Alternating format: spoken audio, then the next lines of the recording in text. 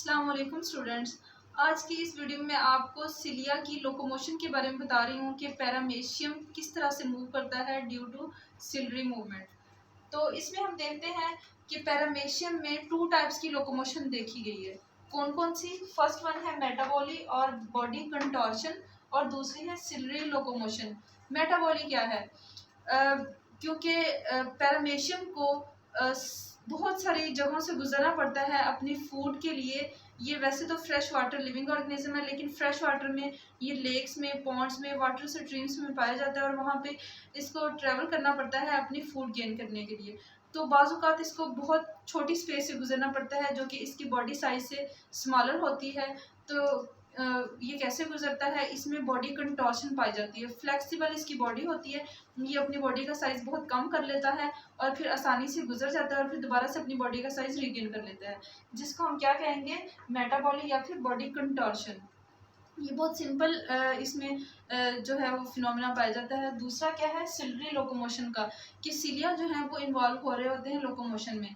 Cilia कैसे involve हो रहे होते हैं? हमने देखा है कि पैरामेशियम की जो पूरी बॉडी है वो कवर होती है सिलिया से। इसके 3 डायमेंशंस में सिलिया पाए जाते हैं और सिलिया जो है वो मूवमेंट शो करेंगे, जिसकी वजह से बॉडी मूवमेंट शो करेगी। सिलिया कैसे मूवमेंट शो करेंगे?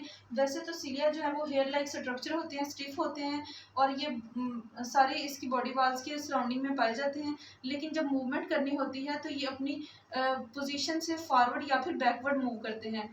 तो अगर सिलिया जो है वो बैकवर्ड मूव करेंगे तो बॉडी पैरामेशियम की फॉरवर्ड मूव करेगी। अगर सिलिया फॉरवर्ड मूव करेंगे तो पैरामेशियम बैकवर्ड मूव करेगा और इसी वजह से पैरामेशियम जो है वो फॉरवर्ड और बैकवर्ड मूवमेंट शो करता है। अब यहाँ पे हम देखते हैं कि सपोज ये पैरामेशियम की बॉडी वाल है और ये सिलिया है। सिलिया की ओरिजिनल पोजीशन ये वाली है, लेकिन जब इसने मूवमेंट शो करनी होती है, फॉरवर्ड मूवमेंट शो करनी होती है, तो ये क्या करता है? ये बैकवर्ड मूव करता है और तकरीबन बॉडी के साथ अटैचमेंट इसकी होने वाली होती है। बिल्कुल बॉडी के साथ ये आके यहाँ पे अपनी मूवमेंट शो करता है। यहाँ पे आ जाता है जिसे हम क्या कहेंगे? Effective stroke. और इसके यहाँ पे आने की वजह से जो पैरामेशियम है वो फॉरवर्ड मूव करेगा। और फिर क्या होता है? जब पैरामेशियम ने फॉरवर्ड मूवमेंट कर ली है, उसके बाद क्या होगा? सिलिया जो यहाँ पे था, यहाँ पे इफेक्टिव स्ट्रोक में आ चुका था, वो फॉरवर्ड मूव करेगा अपनी ओरिजिनल पोजीशन की वजह से। जब वो ओरिजिनल पोजीशन पे चला जाएगा तो इसको हम क्या कहेंगे? Recovery stroke. मतलब इसमें रिकवर हो रहा है सिलिया, अपनी ओरिजिनल पोजीशन पे जा रहा है। फिर इसके बाद क्या होगा? फिर दोबारा से इफेक्टिव स्ट्रोक होगी, बॉडी आगे मूव करेगी, फिर दोबारा से रिकवरी स्ट्रोक होगी। तो अल्टरनेटिव साइकिल्स चलते रहते हैं इफेक्टिव स्ट्रोक के और रिकवरी स्ट्रोक के, जिसकी वजह से पैरामेशियम फॉरवर्ड मूव करता रहता है। और अगर उसने बैकवर्ड मूव करनी हो तो इफेक्टिव स्ट्रोक में क्या होगा कि सिलिया जो है वो फॉरवर्ड मूव करेगा, बॉडी बैकवर्ड मूव करेगी। तो इस तरह अल्टरनेटिव साइकिल चलते रहते हैं।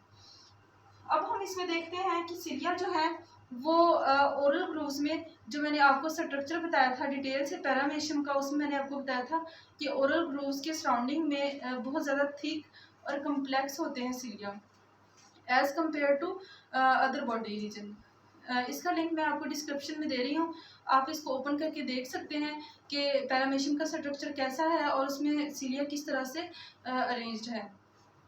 तो हम यहाँ पे देखते हैं कि जब बॉडी ने मूव करना होता है तो क्या होता है? सिलिया मूव कर रहे होते हैं, लेकिन जो ओरल रीजन पे होते हैं सिलिया, वो क्योंकि थिक होते हैं, ज़्यादा कम्प्लेक्स होते हैं, तो उनकी मूवमेंट की वजह से बॉडी जो होती है वो लेफ़्ट साइड को मूव करती है।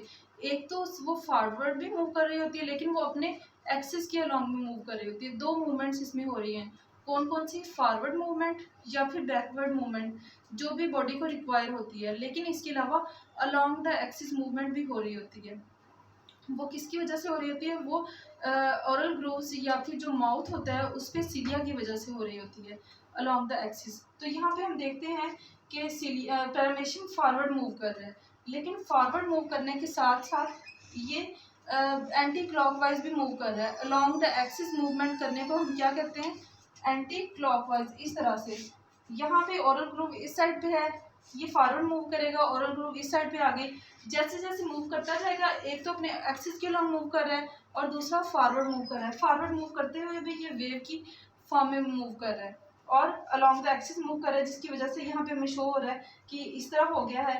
फिर यहाँ पे इसकी ओरल ग्रुप आ गया, एट द एंड ये अपनी ओरिजिनल पोजीशन में आ गया। ये यहाँ पे इसकी जो पोजीशन है वो वैसी हो गई जो कि स्टार्ट में थी, मतलब इसने एक साइकिल कंप्लीट कर लिया अपने ही एक्सिस के अलोंग।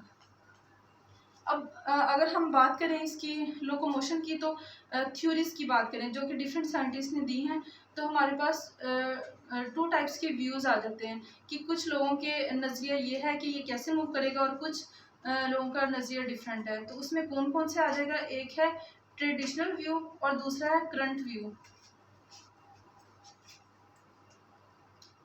ट्रेडिशनल व्यू,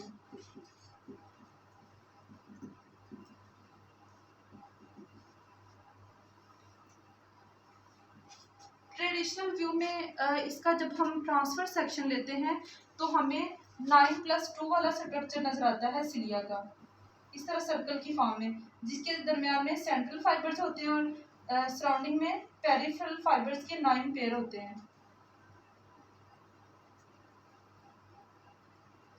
और ये वाला स्ट्रक्चर मैंने डिटेल से डिस्कस किया है अपनी एक प्रीवियस वीडियो में, जिसका लिंक मैं डिस्क्रिप्शन में दे रही हूँ, आप उससे ओपन करके देख सकते हैं।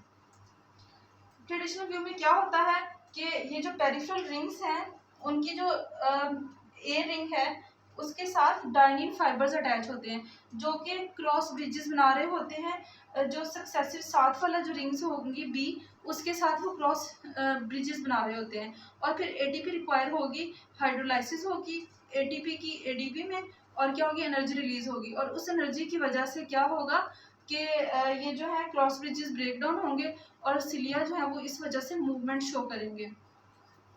और ये जो सिलिया है वो ये ओरिजिनेट हो रहे होते हैं काइनेटोस्टोम से, और काइनेटोस्टोम का जो फार्मूला होगा वो 9+0 होगा। इसके बारे में भी डिटेल से मैंने अपनी प्रीवियस वीडियो में बताया है, आप वहाँ से देख सकते हैं। और जो इसमें रोल प्ले कर रहे होते हैं न्यूरोनीम्स, काइनेटोस्टोम्स के साथ ही न्यूरोनीम्स लोकेटेड होते हैं जो कि बेसल बॉडीज होते हैं, और वो अपना रोल प्ले कर रहे होते हैं सिलिया की मूवमेंट में। तो इसमें क्या होगा कि कुछ सिलिया जो है वो फॉरवर्ड मूव कर रहे होंगे, कुछ बैकवर्ड मूव कर रहे होंगे बॉडी को पूरी पैरामेशियम को मूवमेंट करवाने के लिए। तो ये जब वैसे इसका व्यू करेंगे कि हमें कैसा नज़र आ रहा है, तो ये हमें वेव्स की फॉर्म में नज़र आ रहे होंगे जो सिलिया होंगे। तो इनका स्ट्रक्चर ऐसा होगा, इस तरह से वेव की फॉर्म में ऐसे। तो ये क्या था, ट्रेडिशनल व्यू था। अब हम देखते हैं कि करंट व्यू क्या है।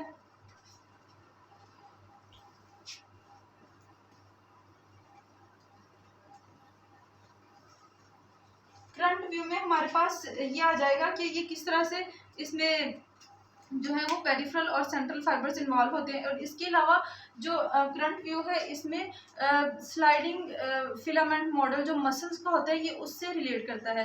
मतलब कि जो मसल्स का हमारे पास होता है स्लाइडिंग फिलामेंट मॉडल की किस तरह से मसल्स मूवमेंट शो करते हैं स्लाइडिंग फिलामेंट मॉडल के थ्रू, इसी तरह ये भी स्लाइडिंग के थ्रू हमें शो करवाता है कि कैसे सिलिया मूव कर रहे हैं। बिल्कुल उसी की अल्टरनेटिव है, उसी के जैसा है कि स्लाइड्स कर रहे होते हैं पेरिफेरल फाइबर्स के जो रिंग्स होती हैं वो स्लाइड कर रही होती हैं, जिसकी वजह से जो सिलियाँ हैं वो मूवमेंट शो कर रहे होते हैं। और इसके अलावा इसमें मैग्नीशियम आइंस और क्लोराइड आइंस भी इन्वॉल्व होते हैं मूवमेंट के लिए, और एटीपी रिक्वायर होती है, एनर्जी रिक्वायर होती है, और एटीपी की हाइड्रोलाइसिस होती है। अगर इसमें आपको कोई क्वेश्चन हो या कोई क्वेरीज हो तो आप कमेंट सेक्शन में पूछ सकते हैं। Thank you.